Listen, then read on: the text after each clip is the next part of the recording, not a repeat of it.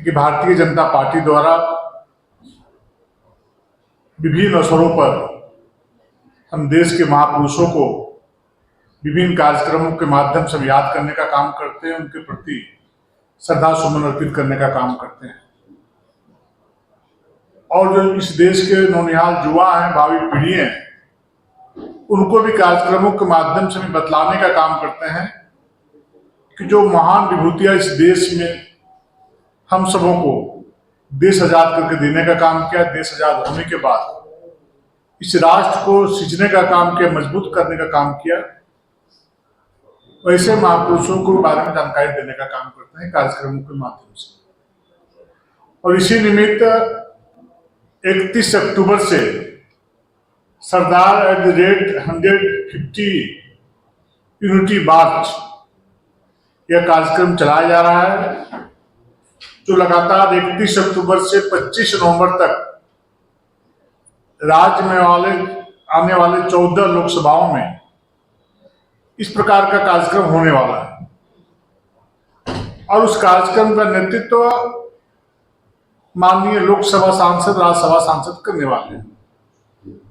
स्वाभाविक है कि हमारे इस राज्य में 8 लोकसभा के माननीय सांसद हैं, एक गठबंधन के सांसद हैं, 3 माननीय राज्यसभा सांसद हैं और 2 ऐसी जगह में जहां हमारे सांसद नहीं है, उन जगहों में बाहर से हमारे सांसद आने वाले हैं।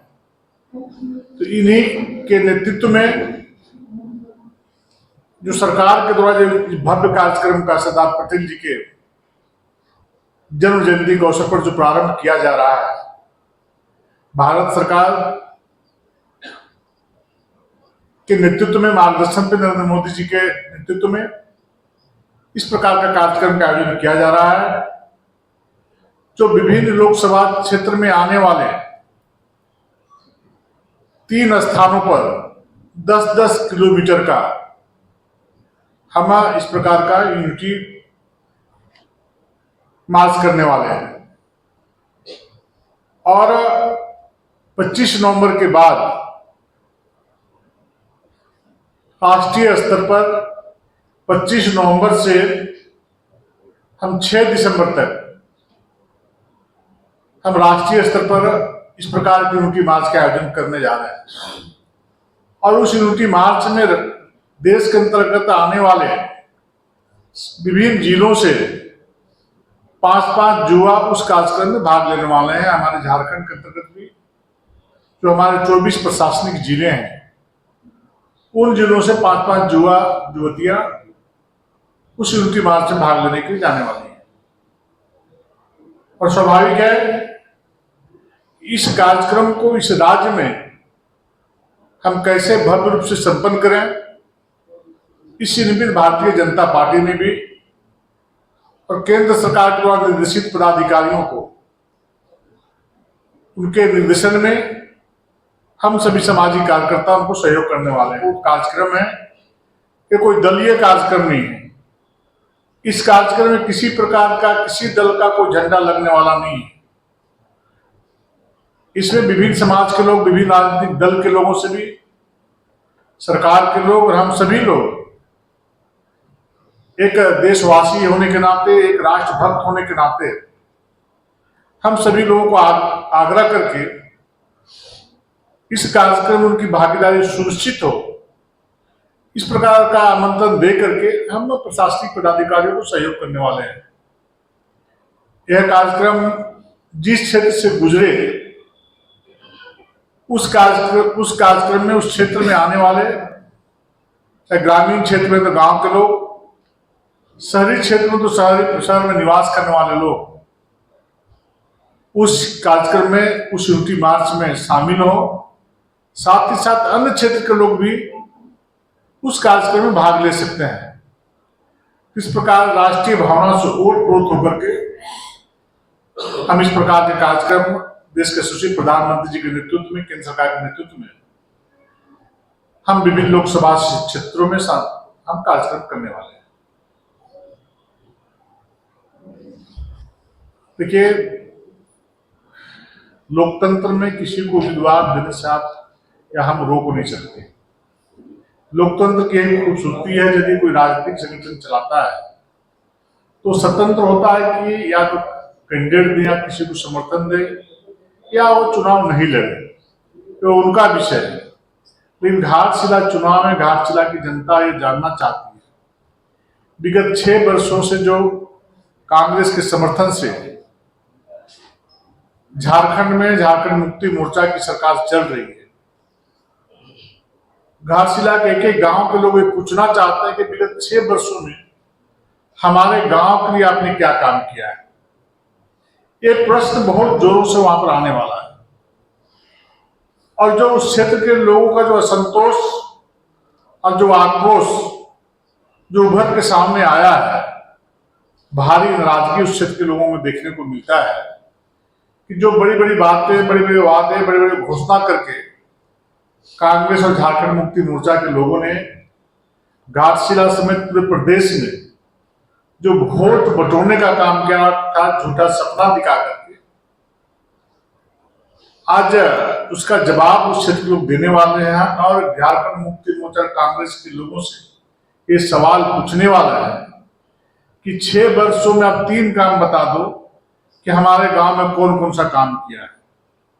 आप जब उस क्षेत्र में आप जाके आप जब देखेंगे, आप मीडिया के मित्र निश्चित रूप से आप चुनाव में उस क्षेत्र में भ्रमण करने का काम करेंगे। मतलब एक तो देश के यशस्वी प्रधानमंत्री आदरणीय नरेंद्र मोदी जी अनेक कल्याणकारी योजनाओं के माध्यम से देश आजाद होने के बाद पहली बार गांव का गरीब व्यक्ति के दरवाजे तक किसी न किसी योजना को उनके घर तक पहुंचाने का काम किया, उनके परिवार के सदस्यों तक लाभान्वित करने का काम किया है।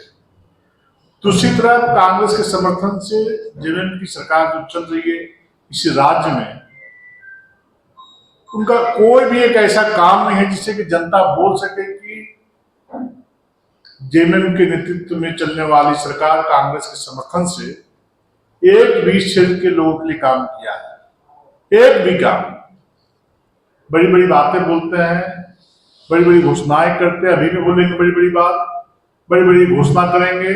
आज भी कैबिनेट का बैठक हो रहा है, आज भी प्रलोभन की बहुत सारी बातें आप देखेंगे कि आने वाला होगा चाहे आएगा। मतलब झूठ बोलने में, ठगने में कांग्रेस और झारखंड मुक्ति मोर्चा और आरजेडी को पीएचडी हासिल है। और जब जब कांग्रेस के और आरजेडी के समर्थन से झारखंड मुक्ति मोर्चा की सरकार इस राज्य में बनी है, तब तब इस राज्य को विकास से कोसों दूर भेजने का काम किया है, झारखंड को लूटखंड बनाने का काम किया है। आज अंचल कार्यालय हो, थाना हो, प्रखंड हो, भ्रष्टाचार का अड्डा बना हुआ है। एक भी दाखिल खारिज, एक भी ऑनलाइन का खाता वही ऑनलाइन में बिना पैसा दिए हुए गांव का आदमी का नहीं चढ़ता, काम नहीं होता है।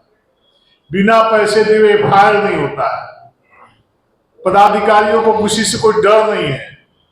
इसका खामियाजा कौन भुगत रहा है? गांव की गरीब जनता भुगत रही है और स्लम क्षेत्र में रहने वाले गरीब जनता भुगत रही है। सभी लोग परेशान सरकार से। बेटी बहन का इज्जत और आबरू बचाना मुश्किल हो गया। इसको सैकड़ों उदाहरण है। 7,000 से अधिक बेटी बहनों के साथ 6 वर्षों में बलात्कार, दुष्कर्म की घटनाएं घट चुकी है, हत्याएं हो चुकी है हजारों। तो बहुत विचित्र स्थिति है। इसके बहुत गुस्सा और आक्रोश है। आने वाले समय में निश्चित रूप में इसका परिणाम आप सबों के सामने होगा। एनडीए की सरकार वहां पर चली है और इस प्रकार जो वहां के लोगों का जो कहना है कि लालू यादव जी की जो सरकार थी जो जंगल राज की ओर बहुत तेजी के साथ बिहार बढ़ा था और उग्रवादी, अपराधी, गुंडागर्दी जो तांडव रहा था और जो भ्रष्टाचार का बोलबाला था, विकास कोसों दूर जा चुका था, उससे निजात एनडीए की सरकार, नीतीश जी की सरकार ने दिलाने का काम किया है।